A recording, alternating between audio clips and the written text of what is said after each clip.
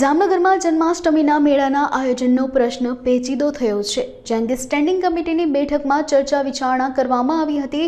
મેળા માટે 4 સ્થળો અંગે વિચારણા ચાલી રહી છે.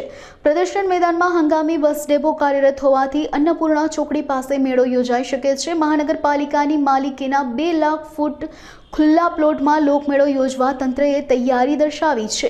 જે અંગે જમીનનું સોઇલ ટેસ્ટિંગ તાત્કાલિક કરાવાશે અને જો રિપોર્ટ પોઝિટિવ આવશે તો ત્યાં જ મેળો કરાશે.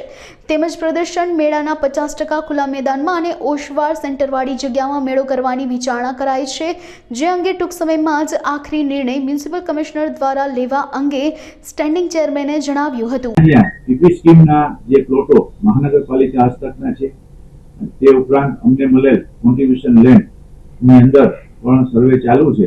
તે ઉપરાંત અમારા દ્વારા માનનીય કલેક્ટરશ્રી ને પણ કહેવામાં આવે છે તેમના હસ્તકની કોઈ એવી જગ્યા હોય તે પણ કરવામાં આવે છે. તે ઉપરાંત પ્રાઇવેટ જો કોઈની એવી મોટી જગ્યા અમને મળે એમ હોય તો તે અંગે પણ અમે વિચારણા કરી છે.